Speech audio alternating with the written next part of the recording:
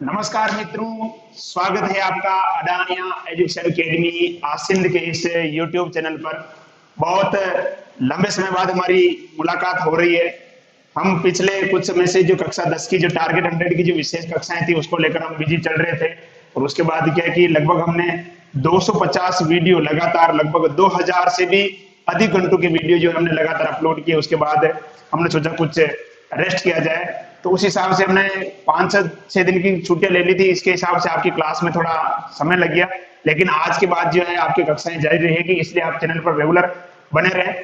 ठीक है, तो आइए आज की कक्षा हम प्रारंभ करते हैं। पिछले जो कक्षा जो हमने छोड़ी थी, जहां पर हमने कक्षा 12 का जो रसायन विज्ञान का जो अपना जो सेकंड चैप्टर है विलियन, वो चल रहा था, और उसमें हमने हेनरी के नियम के बारे में बात कर ली थी। आज हम बात करेंगे वाष्प दाब और राउल्ट के नियम को लेकर हम बात करेंगे। बहुत ही इंपॉर्टेंट टॉपिक है, बहुत ही इजी भी है। तो आइए आज की कक्षा हम प्रारंभ करते हैं।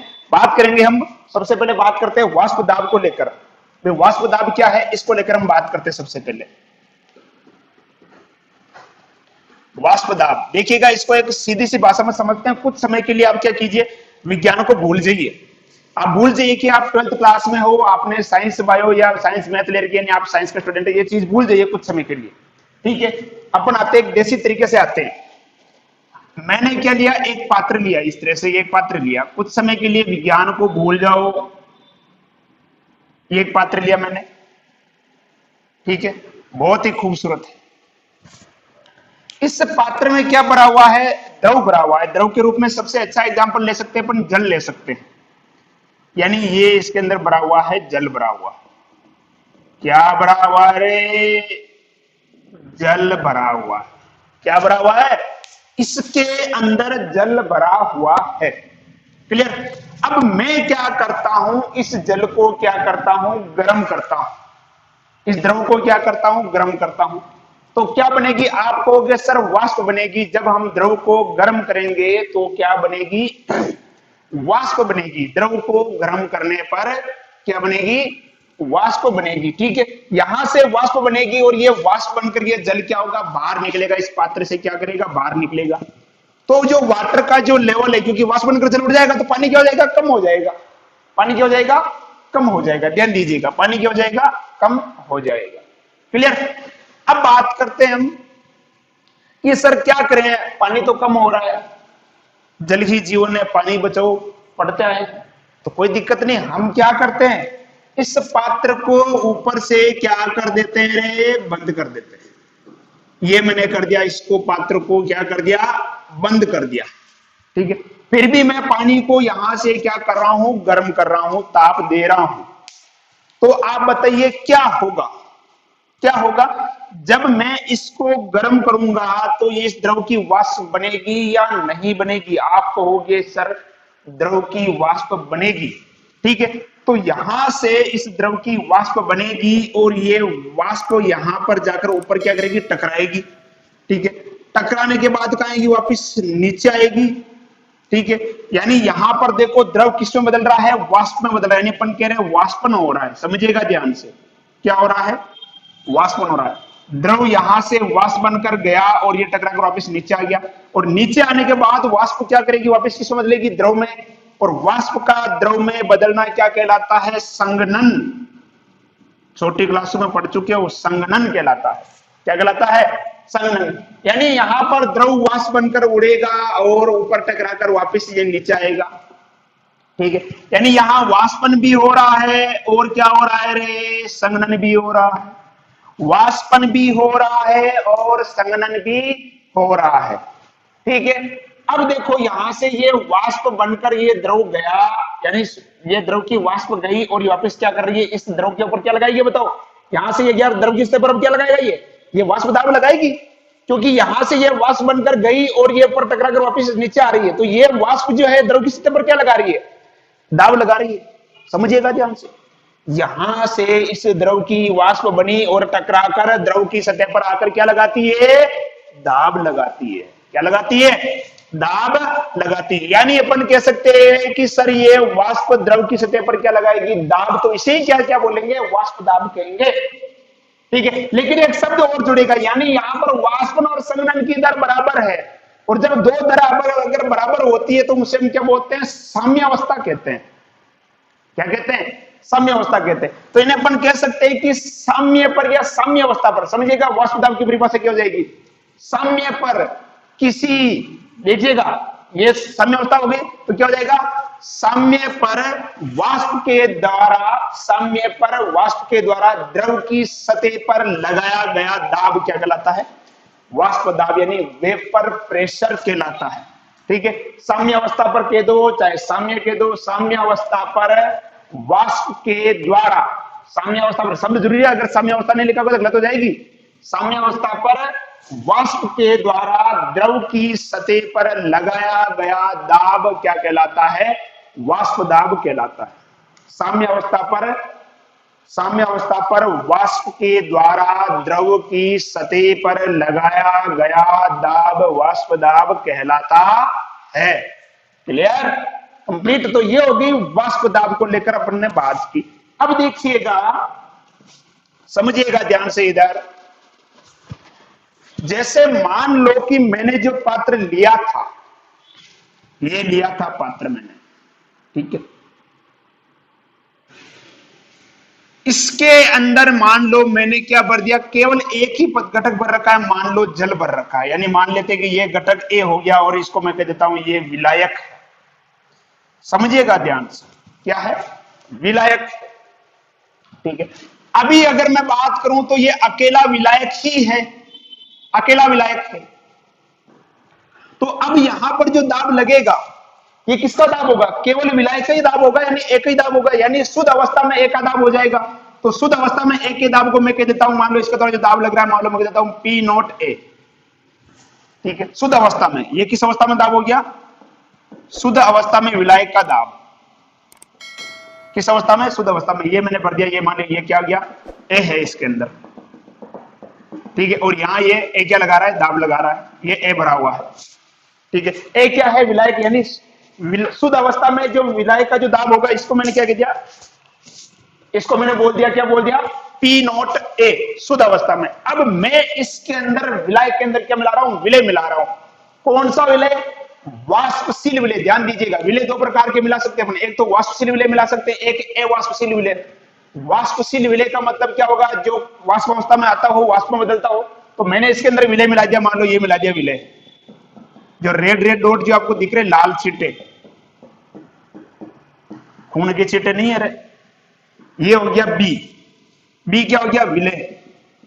ठीक है, अब विलय का भी क्या होगा, अगर खुद का विलय का दाब निकाले, देखिएगा अगर खुद का विलय का दाब निकाले तो क्या हो जाएगा, पी नॉट बी, ये हो जाएगा शुद्ध विलय का वाष्प दाब। क्या हो जाएगा, शुद्ध विलय का वाष्प दाब। जिस प्रकार से पी नॉट ए क्या हो जाएगा, शुद्ध विलय का वाष्प दाब, उसी प्रकार से पी नॉट बी क्या हो जाएगा, शुद्ध विलय का वाष्प दाब, यानी इसके अणु भी यहां जाएंगे।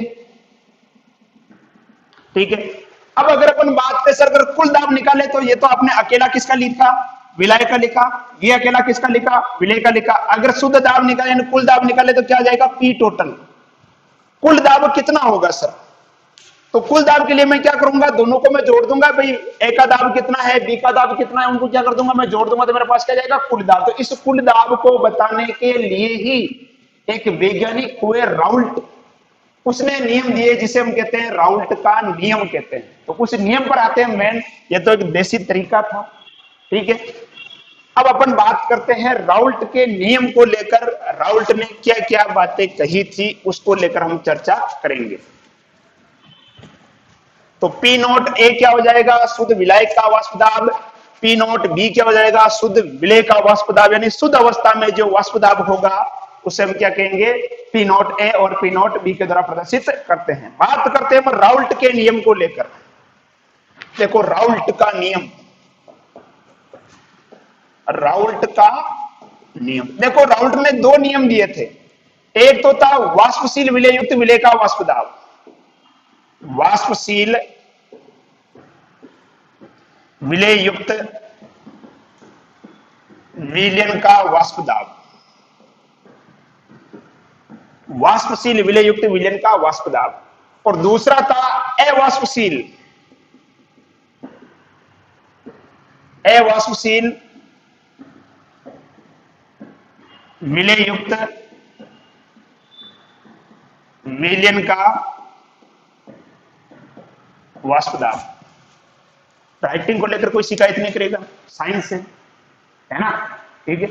और विज्ञान तो यह कहता है कि जिसकी राइटिंग खराब है उसका दिमाग बहुत तेज होता है, क्योंकि हाथ की तुलना में दिमाग ज्यादा काम करता है, ठीक है। तो ये दो नियम राउल्ट ने दिए, कौन कौन से? एक तो वाष्पशील विलय युक्त विलयन का वाष्प दाब, जिसे अपन कहते हैं राउल्ट का प्रथम नियम, और दूसरा अवाष्पशील विलय युक्त विलयन का वाष्प दाब, जिसे हम कहते हैं राउल्ट का द्वितीय नियम। तो सबसे पहले हम बात करेंगे राउल्ट के प्रथम नियम को, जो कि सबसे इंपॉर्टेंट है, ठीक है। हर 1 या 2 साल छोड़ के राउल्ट के नियम पूछे जाते हैं, इसलिए यहां पर IMP लिख देना, इंपॉर्टेंट लिख देना। क्लियर? नोट्स बनाते रहिए साथ में के साथ में। स्कूलें खुलने में अभी भी 1 महीना बाकी है, वो भी भरोसा नहीं है कि किस तरह से स्कूलें चलेगी, इसलिए ऑनलाइन फ्री में जो मैटर मिल रहा है पढ़ते रहो। अडानिया एजुकेशन अकेडमी आसिंद के यूट्यूब चैनल पर जुड़े रहो, लगातार यहाँ पर वीडियो अपलोड किए जा रहे हैं, पढ़ते रहो। निःशुल्क प्लेटफॉर्म है, बहुत शानदार मौका है अपने नॉलेज को इंप्रूवमेंट करने का, ठीक है। तो जुड़े रहिए, पढ़ाई करते रहिए, और यदि चैनल पर नए हो तो अभी के चैनल को क्या करो, सब्सक्राइब करो। वीडियो रेगुलर आते रहेंगे, भले स्कूलें खुल जाएगी तो भी वीडियो मैं रेगुलर अपलोड करता रहूंगा। क्लियर? तो बात करते हैं अपन वाष्पशील विलय युक्त विलयन का वाष्प दाब, यानी इसके अंदर जो विलय जो गुलाब होगा वो भी क्या होगा, वाष्पशील होगा। देखिएगा, वही तरीका अपन अपनाते हैं कि मान लो कि मैंने एक क्या ले लिया, पात्र ले लिया। क्या ले लिया? एक पात्र मैंने ले लिया, ये वाला बहुत खूबसूरत है। इसके अंदर मैंने क्या बोला, एक तो विलायक बोल रखा है, ये हो गया विलायक। विलायक हो गया अपना A, यानी विलायक भी कैसा है, वाष्पशील है। समझिएगा, विलायक भी कैसा है, वाष्पशील है। ये मैंने क्या बोल दिया, विलायक बोल दिया। और दूसरा मैंने इसके अंदर बोल दिया विलय। विलय भी कैसा है, वाष्पशील है। विलय भी कैसा है रे, वाष्पशील है। कैसा है, वाष्पशील। ये मैंने बोल दिया विलय, यानी मेरे पास बन गया AB, यानी ये बन गया विलयन। क्या बन गया, विलयन। यानी अब इस विलयन के अंदर 2 घटक हो गए, एक घटक तो हो गया A, एक घटक हो गया B। दोनों घटक कैसे हैं, वाष्पशील है। विलायक भी वाष्पशील है, विलय भी क्या है, वाष्पशील है। अब इनके लिए राउल्ट क्या कहता है, सुनिएगा और लिख लीजिएगा, ठीक है। निश्चित ताप पर ध्यान दीजिएगा, निश्चित ताप पर वाष्पशील विलय युक्त विलयन का वाष्प दाब, ठीक है। निश्चित ताप पर वाष्पशील विलय युक्त विलयन का वाष्प दाब, या वाष्प दाब की जगह पे आंशिक दाब लिख लो, ये ज्यादा बेटर रहेगा, ठीक है। क्योंकि दोनों का है तो दोनों का अपन क्या निकालेंगे, आंशिक दाब ही निकलेगा, ठीक है। निश्चित ताप पर वाष्पशील विलय युक्त विलयन, निश्चित लिखिएगा, निश्चित ताप पर वाष्पशील विलय युक्त विलयन के प्रत्येक घटक का आंशिक दाब लिखिएगा। निश्चित ताप पर वाष्पशील विलय युक्त विलयन के प्रत्येक घटक का आंशिक दाब उसके मोल अंश के समानुपाती होता है। इसे क्या कहते हैं, राउल्ट का नियम कहते हैं। लिख लीजिएगा, निश्चित ताप पर वाष्पशील विलय युक्त, निश्चित ताप पर वाष्पशील विलय युक्त विलयन के प्रत्येक घटक का आंशिक दाब उसके मोल अंश के समानुपाती होता है। तो देखिएगा, यहां पर 2 घटक है मेरे पास। कितने घटक है, 2 घटक। एक घटक A है और एक घटक क्या है, B है। तो अब ध्यान से समझिएगा, ठीक है, कि ये कह रहा है कि कोई भी विलयन है उसके अंदर 2 घटक है, दोनों कैसे हैं, वाष्पशील है। तो उसमें जो प्रत्येक घटक होगा, प्रत्येक घटक का आंशिक दाब क्या होगा, उसके मोल अंश के क्या होगा, समानुपाती होगा।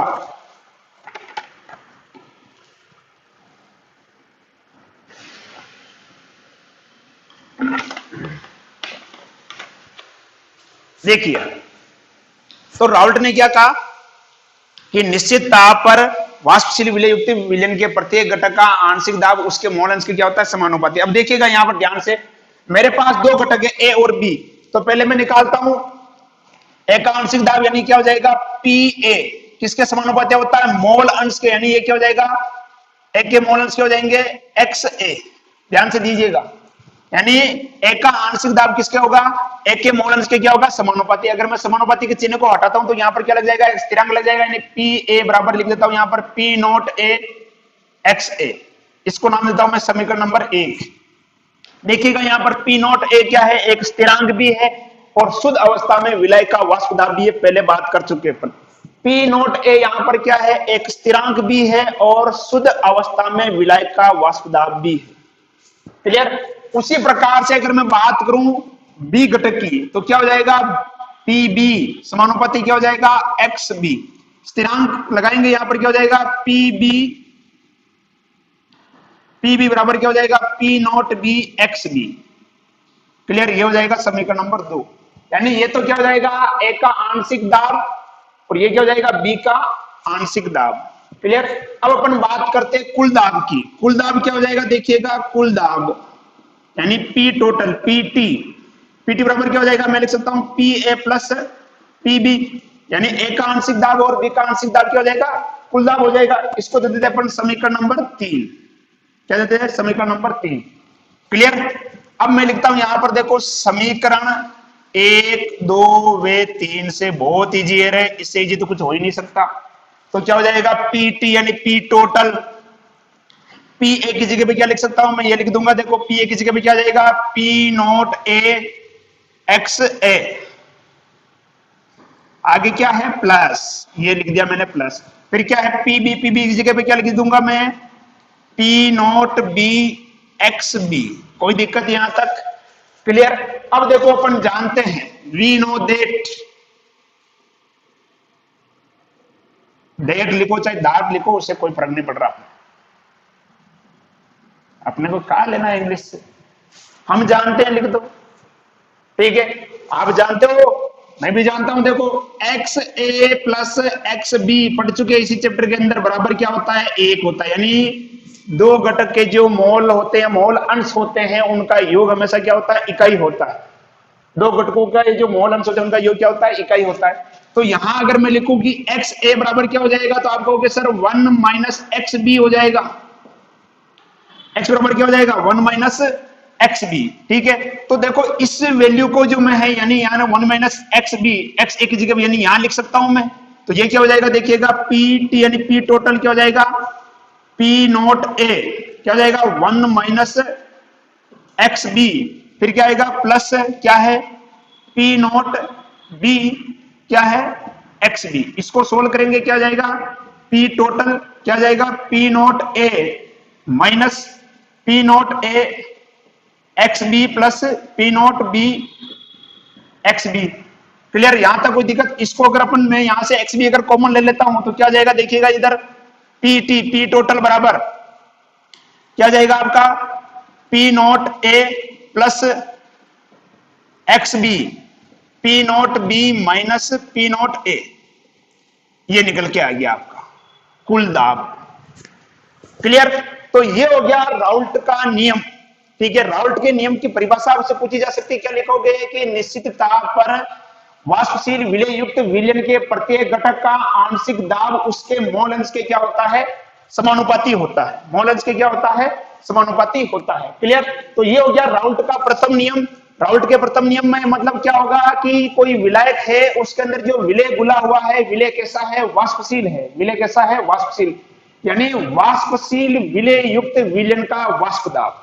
क्लियर, तो ये अपने पास निकल के आता है, ये फॉर्मूला अपने पास निकल के आता है। क्लियर, तो आप चाहो तो इसका स्क्रीनशॉट ले सकते हो, बहुत इजी है, कुछ भी नहीं है इसके अंदर। ठीक है, अब देखो ये एक सरल रेखा समीकरण है, इसका अपन ग्राफ बना के देखते हैं। अगर ग्राफ को देखो पहले मैं राठौड़ी में बना देता हूं नॉर्मल तरीके से। अपन जानते हैं तू सीधा बन जा रहे, तू क्यों टेढ़ा हो रहा है, फिर गलती मेरी है, मैं नहीं बनाया तेरे को। देखो इधर अगर मान लो कि इधर ले लेता हूं मैं एक्स ए यानी मोल अंश ले लेता हूं ए के मोल अंश, और इधर ले लेता हूं मैं पी ए पी का दाब ले लेता हूं, किसका ले लेता हूं पी का दाब। क्लियर, तो अपन जानते हैं कि जैसे जैसे मोल अंश बढ़ेंगे दाब भी क्या होगा बढ़ेगा, दाब समानुपाती होता है। यहां से देख लो ये वाला है या नहीं है? तो यहां कैसी रेखा प्राप्त होगी बताओ? आप कहोगे सर सीधी रेखा प्राप्त होगी। जैसे जैसे मोल अंश बढ़ेंगे, जैसे जैसे मोल अंश बढ़ेंगे दाब भी बढ़ेगा। क्लियर? अब दूसरा ग्राफ मैं बना देता हूं इसके साथ में, इसको मिटा रहा हूं, देखिएगा अभी। ठीक है, दूसरा ग्राफ मैं यूं बना देता हूं, इधर इधर लिख लेता हूं मैं एक्स बी और इधर लिख देता हूं मैं पी बी। अब कैसी रेखा प्राप्त होगी बताओ? कैसी रेखा प्राप्त होगी? इसमें भी सीधी रेखा प्राप्त होगी, ऐसी। बात एक ही है, चाहे इसको तुम ऐसे बना दो, कोई फर्क नहीं पड़ रहा। ठीक है, अब मैं क्या करता हूं, इसको उठा के यहां चिपका देता हूं।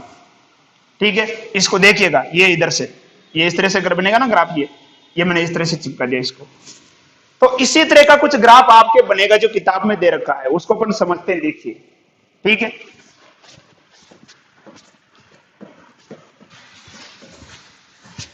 पढ़ाई करते रहें, स्कूलें खुलने वाली है, 1 महीना और है। जैसे भी चलेगी, विद्यालय चलेंगे, तो आपको पढ़ाई करनी है। सरकार कैसे खोलेगी कैसे नहीं खोलेगी ये सरकार की समस्या है, कैसे भी खुलेगी, लेकिन आपको पढ़ाई करनी होगी। इसलिए चैनल के साथ जुड़े रहें। अडानिया एजुकेशन अकेडमी आसिंद के इस यूट्यूब चैनल को आप क्या कीजिए, सब्सक्राइब कीजिए। पहली बार मैं सब्सक्राइब के लिए कह रहा हूं, देखो, है ना? ठीक है, अब देखो, पहली बार के इस वीडियो में, इससे पहले भी बोल चुका हूं आपको, सर झूठ बोल रहे, 2 बार तो कह दिया। ठीक है, देखिए ग्राफ बनाते हैं अपन, बहुत इजी है। ये मैंने बना दिया ग्राफ। ठीक है, इधर मैंने लिखा था, आपको अगर पता हो तो, सबसे पहले मैंने लिखा था कि पी ए समानुपाती होता है किसके, या पी ए बराबर क्या होता है, पी नॉट ए एक्स ए, ये लिखा था ना? ठीक है, और दूसरा मैंने लिखा था पी बी बराबर क्या लिखा था, P naught B X B. अगर मान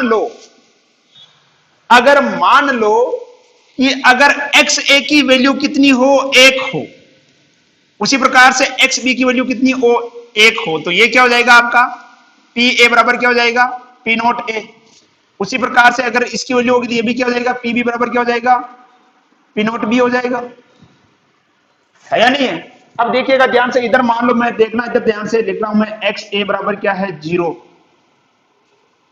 या इधर लिख लेता हूं मैं एक्स ए बराबर 1, इधर लिख लेता हूं मैं एक्स ए बराबर 0, इधर लिख लेता हूं मैं एक्स बी बराबर 0, इधर लिख लेता हूं मैं एक्स बी बराबर 1। समझिएगा ध्यान से, यानी यदि एक्स ए बराबर 1 हुआ, ध्यान से देखिएगा, यदि एक्स ए बराबर 1 है तो पी ए बराबर कितना होगा, पी नॉट ए, कितना होगा, पी नॉट ए। यानी यदि एक्स ए यानी जब ए के मोल अंश कितने होंगे, 1 होंगे, तो उसका जो दाब होगा किसके बराबर होगा, पी नॉट ए के बराबर होगा। तो यहां से अपन चलते देखिएगा, एक्स ए बराबर क्या है, 0, और एक्स ए बराबर कितना है, 1 है। यानी यहां से अपन चलते, इधर देखो,